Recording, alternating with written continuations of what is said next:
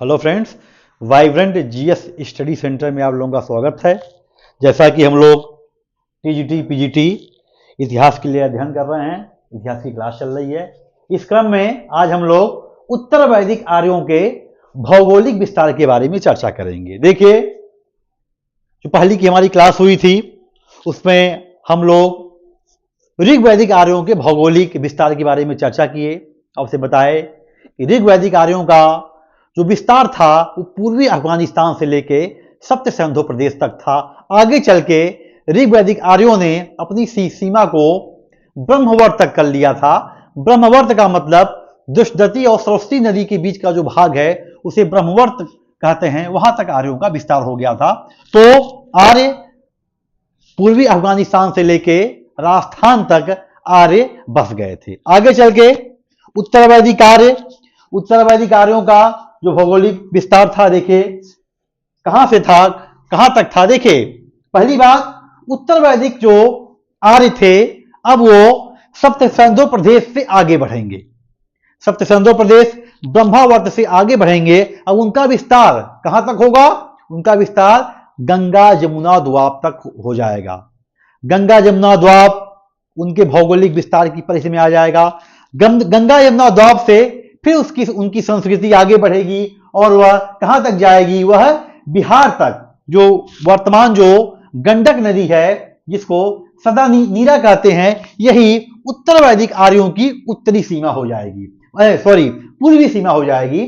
क्योंकि गंडक नदी का उल्लेख शतपथ ब्राह्मण में है। शतपथ यजुर्वेद का ब्राह्मण है। शतपथ ब्राह्मण में गंडक नदी का उल्लेख है और उसको रेवा के नाम से संबोधित करते थे। तो उत्तर वैदिक आर्यों का जो विस्तार है वह गंगा यमुना द्वाब से आगे चल के वह बिहार की गंडक नदी तक होगा। और जो बिहार की गंडक नदी जिसको सदा नीरा कहते हैं या शतपथ ब्राह्मण में जिसको रेवा कहते हैं, वह आर्यों की पूर्वी सीमा हो जाएगी। आगे देखिए, क्रम से पढ़िए। देखिए, उत्तर वैदिक आर्यों के भौगोलिक विस्तार के बारे में जो हमको जानकारी मिलती है वह किस ग्रंथ से मिलती है? शतपथ ब्राह्मण से मिलती है। ये क्वेश्चन है, परीक्षा उपयोगी प्रश्न है। उत्तर वैदिक आर्यों के भौगोलिक विस्तार की जानकारी हमको शतपथ ब्राह्मण से मिलती है। और शतपथ ब्राह्मण के किस कथा से? विदेथ माधव की कथा से। बहुत डिटेल नहीं पढ़ना है, बस पूछा जाएगा परीक्षा में विदेथ माधव की कथा किस ब्राह्मण ग्रंथ से संबंधित है। तो विदेथ माधव की जो कथा है शतपथ ब्राह्मण में है। और दूसरा प्रश्न जो यहां से बनेगा वो बनेगा कि शतपथ ब्राह्मण किस वेद का ब्राह्मण है? तो शतपथ ब्राह्मण यजुर्वेद का ब्राह्मण है। बड़ा महत्वपूर्ण ब्राह्मण है, इसकी हम चर्चा आगे करेंगे जब आपको वैदिक साहित्य पढ़ाएंगे। तो अभी यही जानिए कि उत्तर वैदिक आर्यों का जो भौगोलिक विस्तार है उसके बारे में जानकारी हमको कहां से मिलती है? शतपथ ब्राह्मण के विदेथ माधव कथा से मिलती है। इस कथा में यह जो विदेथ माधव की जो कथा है उस कथा को जब पढ़ेंगे तो उसका जो निष्कर्ष यही निकलेगा कि जो सदा नीरा नदी है जिसको वर्तमान में गंडक नदी कहते हैं, वही आर्यों की, उत्तर वैदिक आर्यों की पूर्वी सीमा हो गई। क्योंकि शतपथ ब्राह्मण में ही रेवा या नर्मदा नदी का भी उल्लेख मिलता है, जो यह प्रमाणित करता है कि उत्तर वैदिक आर्यों का जो विस्तार है वह कहां तक हो गया? बिहार तक हो गया है। आगे चल के देखिए, उत्तर वैदिक साहित्यों में त्रिकबुध पर्वत का उल्लेख है, कौच पर्वत का उल्लेख है, मैनाक पर्वत का उल्लेख है। तो कौच, मैनाक, त्रिकबुध पर्वत का उल्लेख है। ये जो पर्वत है ये पूर्वी हिमालय में पड़ते हैं। इसका मतलब कि पूर्वी हिमालय तक का क्षेत्र उनके अधिकार में आ गया था। क्योंकि उत्तर वैदिक साहित्यिक ग्रंथों में इन पर्वतों का, मैनाक, कौच, त्रिकबुध पर्वतों का उल्लेख है। और आगे चल के उत्तर वैदिक काल में आर्यों को संपूर्ण हिमालय की भी जानकारी हो गई थी। हिमालय तक का क्षेत्र इनके कब्जे में आ गया था। और देखिए, उत्तर वैदिक साहित्यों में गंगा यमुना दोआब, विंध्याचल आदि का भी वर्णन मिलता है। और जो विंध्य पर्वत है, यह जो विंध्य पर्वत था, यह आर्यों की दक्षिणी सीमा हो गई। मतलब आर्यों की पूर्वी सीमा गंडक नदी, दक्षिणी सीमा विंध्य पर्वत, और देखिए आगे देखिए जो आपको जैसा कि हम अभी बताए हैं कि आर्यों का जो विस्तार होगा वो ब्रह्मवर्त से कहां हो जाएगा, ब्रह्मर्ष की तरफ हो जाएगा। ब्रह्मवर्त मतलब सरस्वती व दती नदी का क्षेत्र, सरस्वती और दती नदी के बीच का जो क्षेत्र है उसको ब्रह्मवर्त कहते थे। आगे जब आर्यों का जो विस्तार जब गंगा घाटी में होगा और उसको हम क्या कहेंगे, उनका विस्तार गंगा जमुना दोआब में हो जाएगा और गंगा जमुना दोआब को ही हम ब्रह्मवर्ष की नाम से संबोधित करते हैं। कहने का मतलब यह है कि ऋग वैदिक जो उत्तर वैदिक आर्य हैं अब वह संपूर्ण गंगा घाटी से परिचित हो जाएंगे। जो द्वाब वाला भाग है, गंगा जमुना के द्वाब का जो क्षेत्र है इसको ब्रह्मर्ष नाम से संबोधित करते हैं, वह उनके अधिकार में आ जाएगा। आगे देखिए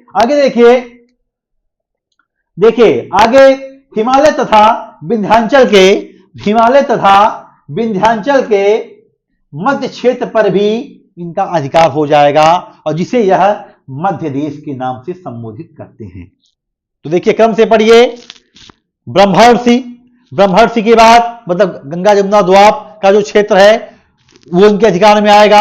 आगे जब आगे बढ़ेंगे गंडक नदी जो सदा नीरा है, बिहार तक का क्षेत्र इनके अधिकार में आ जाएगा।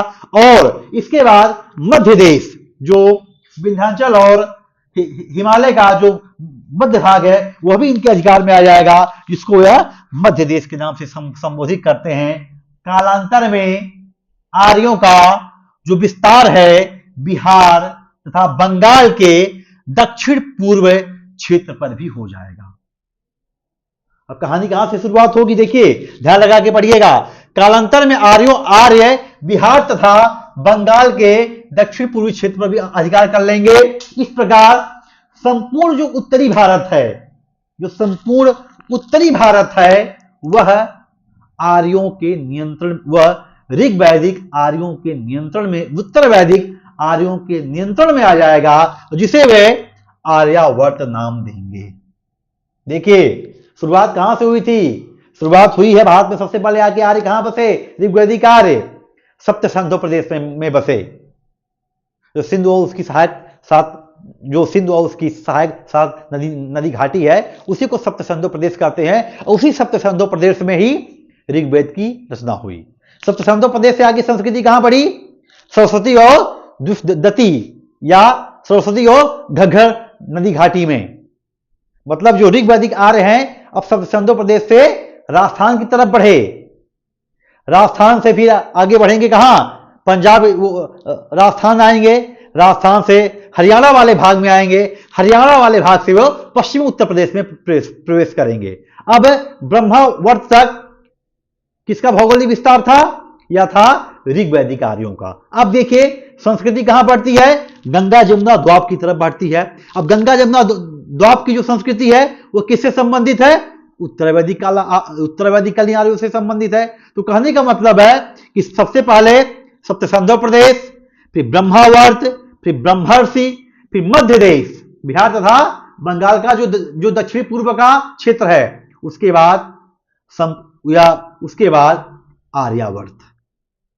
मतलब सप्त सिंधु प्रदेश से संस्कृति बढ़ेगी ब्रह्मवर्त की तरफ, ब्रह्मवर्त से ब्रह्मर्षि, ब्रह्मर्षि से मध्य देश, फिर आर्यावर्त, फिर बिहार तथा बंगाल के दक्षिण पूर्वी के क्षेत्र। और इस संपूर्ण उत्तरी भारत का जो क्षेत्र है इसको आर्यावर्त के नाम से संबोधित करते थे। कहने का तात्पर्य है कि संपूर्ण आर्यावर्त अब आर्यों के नियंत्रण में आ गया। कहानी की शुरुआत कहां से हुई थी, पूर्वी अफगानिस्तान से शुरुआत हुई थी, क्योंकि ऋग्वेद में अफगानिस्तान की 4 नदियों का उल्लेख मिलता है। जो नदी सूक्त है ऋग्वेद का, जो नदी सूक्त है उसमें अफगानिस्तान के 4 नदियों का उल्लेख मिलता है। कहने का मतलब यह है कि पूर्वी अफगानिस्तान वाला भाग था वह आर्यों के नियंत्रण में था। इसके बाद जब भारत में आते हैं तो सप्त सिंधु प्रदेश को अपना केंद्र बनाते हैं।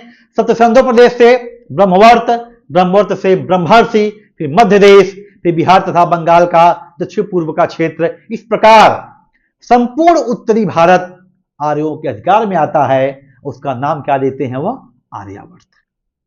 समझ में आया?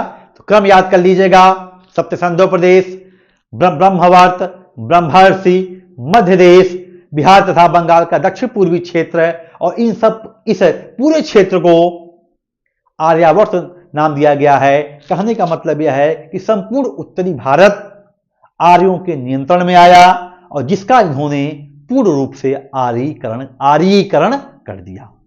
ठीक, आगे देखिए गंगा, देखिए ऋग्वेद में ही हिमालय तथा उसकी अनेक चोटियों का उल्लेख मिलता है, यहां बताना जरूरी है।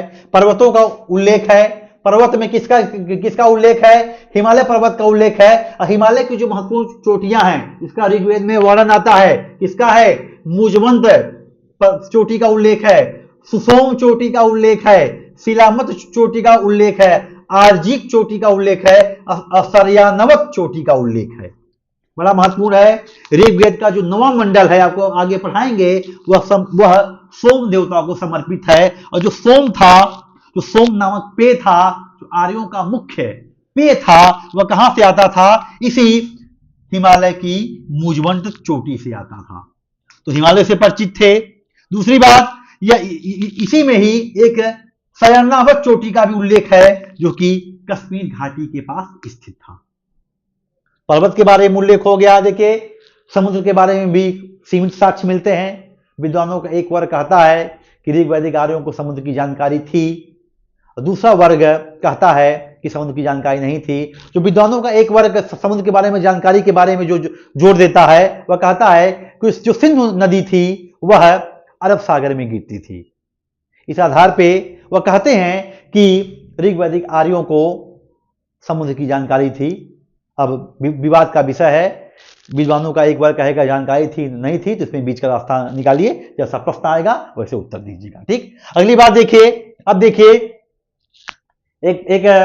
इस टॉपिक से बड़ा महत्वपूर्ण क्वेश्चन बनता है कि ऋग्वेद में जो वर्णित नदियां हैं, बड़ी डिमांड आई थी कि जो ऋग्वेद की वर्णित नदियां हैं मुख्य कौन कौन सी हैं, इसका हम उल्लेख कर देते हैं। परीक्षा में पूछा जाता है, इसका प्राचीन नाम दे देगा, इसका आधुनिक नाम दे देगा, दोनों को मिलान के लिए पूछ लेगा, कहेगा इसका मिलान करिए। देखिए एक बड़ी महत्वपूर्ण नदी है, ऋग्वेद में इसको पदसुड़ी नदी के नाम से संबोधित करते हैं। जब हम आपको दशराग युद्ध पढ़ाएंगे तो उसमें इस नदी का उल्लेख करेंगे। इसी पदसुड़ी नदी के किनारे यह युद्ध हुआ था। तो पदसुड़ी नदी का ये ऋग्वेद में इसका जो प्राचीन नाम है, इसको किस नाम से संबोधित करेंगे, पदसुड़ी नाम से संबोधित करेंगे। इसका जो वर्तमान नाम है वह है रावी।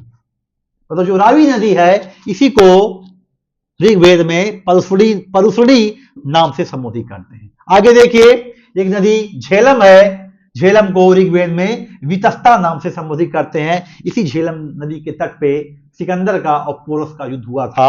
आगे चिनाब नदी है, इसको अस्किनी नाम से संबोधित करेंगे। व्यास नदी है, इसको विपाशा कहेंगे। गोमल गोमती कहेंगे। कुर्रम क्रुमु कहेंगे। काबुल कुभा कहेंगे। स्वात सुबास कहेंगे। तो गोमल, कुर्रम, काबुल, स्वात ये नदियां अफगानिस्तान में वर्तमान में भी बहती हैं। तो जो गोमती है यह गोमल का प्राचीन नाम है, ऋग्वेद में इसका उल्लेख है। जो कुर्रम है इसका प्राचीन नाम क्रुमु है, इसका भी उल्लेख है। काबुल जानते, काबुल से परिचित होंगे, काबुल वहां की राजधानी है, मुख्य शहर है। काबुल का वर्तमान जो प्राचीन नाम है कुभा, यह भी नदी है। स्वात नदी बहती है, स्वात नदी की घाटी है अफगानिस्तान में, इसका प्राचीन नाम सुबास्तु है। ठीक, आगे देखिए द्वितीय नाम, इसको वर्तमान का जो घग्गर नदी है कहते हैं। जो सतलज है, जो जिसमें आपकी भाखड़ा नांगल परियोजना जिस नदी पे है, उसको ऋग्वेद में शतुद्री नाम से संबोधित करते हैं। गंडक परीक्षा में खूब पूछा जाता है, गंडक को सदा नीरा या रेवा नाम से संबोधित करते हैं। और सिंधु नदी का जो ऋग्वैदिक नाम है क्या कौन सा है, हिरण्यनी, क्योंकि इस नदी में सोना पाया जाता है। और यह जो नदी है पारावत नामक एक स्थान पे जाके वो मिलती है, वह उसका समीकरण अरब सागर से स्थापित किया गया है। तो नदियां हैं कितनी हुई, 1 2 3 4 5 6 7 8 9 10 11 12 मुख्य यही हैं। गंगा का उल्लेख देखिए एक बार हुआ है, गंगा का उल्लेख एक बार हुआ है, यमुना का उल्लेख 3 बार हुआ है। फिर से आपको रिपीट कर दें, ऋग्वेद की सर्वाधिक महत्वपूर्ण नदी सिंधु थी और सर्वाधिक जो पवित्र नदी थी वह सरस्वती थी। आगे देखिए, बड़ा महत्वपूर्ण है, ये सब इससे प्रश्न बनते हैं, ये टॉपिक महत्वपूर्ण है। नदी के बारे में चर्चा हो गई, पर्वत के बारे में चर्चा हो गई और उत्तर वैदिक आर्यों का हम आपको भौगोलिक विस्तार पढ़ा दिए हैं। देखिए फिर से रिवीजन कर रहे हैं। सप्त सिंधु प्रदेश से कहानी शुरू होगी और कहां तक जाएगी यह? बिहार तथा बंगाल के दक्षिण पूर्वी क्षेत्र तक, जिसको आर्यावर्त नाम दिया जाएगा। देखिए सबसे पहले आर्य पूर्वी अफगानिस्तान, 4 नदियों का उल्लेख है ऋग्वेद में अफगानिस्तान के, वहां से आर्य भारत में प्रवेश करेंगे सप्त सिंधु प्रदेश में। सप्त सिंधु प्रदेश से कहां आएंगे? ब्रह्मवर्त में आएंगे। ब्रह्मवर्त मतलब जो सरस्वती और दुष्टदती नदी का या घग्गर नदी के बीच का जो क्षेत्र है। ब्रह्मवर्त से फिर आगे संस्कृति बढ़ेगी, कहां आएगी? ब्रह्मर्ष की तरफ आएगी। ब्रह्मर्ष को ही गंगा यमुना द्वाब का क्षेत्र कहते हैं। फिर आपकी संस्कृति मध्य देश में प्रवेश करेगी, फिर बिहार तथा बंगाल के दक्षिण पूर्व के क्षेत्र में आएगी। इस पूरे क्षेत्र को ही आर्यावर्त के नाम से संबोधित करेंगे। यही संपूर्ण उत्तरी भारत का क्षेत्र है जो कि आर्य संस्कृति का मुख्य केंद्र था। यही आर्यों ने अपनी संस्कृति बसाई, जिसे वैदिक संस्कृति के नाम से संबोधित करते हैं। आगे देखिए महत्वपूर्ण है। अब प्रश्न यह बनता है कि वैदिक संस्कृति का तो साहित्यिक प्रमाण है, जैसे वेद है, वेद में ऋग्वेद है, यजुर्वेद है, सामवेद, अथर्ववेद है। इसके अलावा क्या ऋग्वैदिक या उत्तर वैदिक संस्कृति का कोई पुरातात्विक साक्ष्य भी है? इसे भी थोड़ी चर्चा कर लेते हैं। देखिए ऋग्वैदिक आर्यों का पुरातात्विक साक्ष्य भी है। कौन कौन से साक्ष्य हैं? सबसे महत्वपूर्ण है उनके मृदभांड। उनका जो मृदभांड है, कौन सा मृदभांड है? पहला काले एवं लाल मृदभांड। कोई आपसे पूछे ऋग्वैदिक आर्यों का पुरातात्विक साक्ष्य, एक लाइन में उत्तर दीजिएगा काले एवं लाल मृदभांड। इसको हम BRW के नाम से संबोधित करते हैं। दूसरा एक है OCP, उसको कहते हैं गेरुवाणी मृदभांड। और मृदभांड कहां से मिला है? गंगा यमुना दोआब वाले स्थान से मिला है। इसका समय क्या है? 2000 से 1500 BC। आपको फिर से बता रहे हैं, 1500 BC से लेके जो 600 BC का काल है, यही वैदिक संस्कृति का काल है। तो 1500 BC में जो मृदभांड मिल रहे हैं OCP, इसको हम गेरुवाणी मृदभांड कहते हैं, यही ऋग्वैदिक आर्यों का प्रतिनिधि मृदभांड था। यह तो पुरातात्विक स्रोत हो गया। इसके साथ देखिए हरियाणा में भगवानपुरा से 13 कमरों वाला मकान मिला है और जिसका समय जो निर्धारण हुआ है वह 1500 ईसा पूर्व के आसपास निर्धारण हुआ है। वह भी एक प्रमाण है। दूसरा सबसे महत्वपूर्ण जो प्रमाण है ऋग्वैदिक आर्यों का, वह है क्या? बोघोज गोई अभिलेख। अभिलेखी जो प्रमाण है, देखिए जो बोघोज गोई अभिलेख है मध्य एशिया के एशिया माइनर नामक स्थान से मिला है, जो वर्तमान में टर्की में स्थित है। वहां से 1400 BC का एक अभिलेख मिला है जिसको हम बोघज कोई नाम से संबोधित करते हैं। और वह जो अभिलेख है उसमें एक हित्ती राजा है और एक मितन्नी राजा है। वहां का कोई छोटा जन रहा होगा, कबीलाई शासक था हित्ती कबीला है, मितन्नी भी एक कबीला था। तो वहां का हित्ती राजा और मितन्नी राजा के बीच एक संधि हुई थी और संधि की जो शर्त थी उसमें 4 वैदिक देवताओं के नाम की चर्चा की गई है। और 4 देवता कौन कौन से हैं? इंद्र हैं, मित्र हैं, वरुण हैं, नासत्य हैं। इन 4 देवताओं का उल्लेख आपके ऋग्वैदिक साहित्यिक स्रोतों में भी मिलता है। जो ऋग्वेद है, इस ऋग्वेद में 4 देवताओं का, इंद्र का आपको पढ़ाएंगे। इंद्र का सर्वाधिक, इंद्र के लिए 250 मंत्र हैं। सर्वाधिक मंत्र इंद्र के बारे में है। मित्र के बारे में चर्चा होगी, वरुण के बारे में चर्चा होगी, नासत्य को ही अश्विनी कुमार के नाम से संबोधित करेंगे, वरुण देवता की चर्चा होगी। तो 4 देवताओं का उल्लेख आपको ऋग्वेद में भी मिलेगा और 4 देवताओं की जो साक्ष्य मिले हैं यह बोघज गोई अभिलेख में मिलते हैं। यह सारे साक्ष्य यह प्रमाणित करते हैं कि ऋग्वैदिक आर्यों का अस्तित्व था। ऋग्वैदिक आर्य भारत में अपनी संस्कृति को स्थापित किए, एक लंबे समय तक ये संस्कृति चलती रही। देखिए आज की क्लास हमारी, आज हम लोग उत्तर वैदिक आर्यों के भौगोलिक विस्तार के बारे में पढ़े। इसके साथ साथ ऋग्वेद में जो वर्णित नदियां थी इसके बारे में हम लोग पढ़े। ऋग वैदिक आर्यों का पुरातात्विक साक्ष्य क्या है, इसके बारे में हम लोग अध्ययन किए। देखिए कल से हम आपको वैदिक साहित्य के बारे में पढ़ाएंगे, क्योंकि देखिए हमको ऋग वैदिक काल पढ़ना है, उत्तर वैदिक काल पढ़ना है। तो हम ऋग वैदिक काल की जानकारी किन साक्ष्यों से मिलती है, उत्तर वैदिक काल की जानकारी किन साक्ष्यों मिलती है। मुख्य रूप से वेद हैं, वेद के जो ब्राह्मण ग्रंथ हैं, आर्याणक ग्रंथ हैं, उपनिषद ग्रंथ हैं, सबकी हम चर्चा करेंगे। इसके बाद हम अपने मेन टॉपिक पे आएंगे, क्योंकि इन्हीं ग्रंथों के आधार पर हम आपको ऋग वैदिक काल की राजनीतिक जीवन के बारे में, आर्थिक जीवन के बारे में, धार्मिक जीवन के बारे में सारी बातों पे चर्चा करेंगे। तो कल से हमारा जो टॉपिक स्टार्ट होगा, बड़ा महत्वपूर्ण टॉपिक स्टार्ट होगा, वैदिक साहित्य के बारे में आपको पढ़ाएंगे। तो कल से आप लोग तैयार रहिएगा, हम आपको वैदिक साहित्य पढ़ाएंगे। धन्यवाद।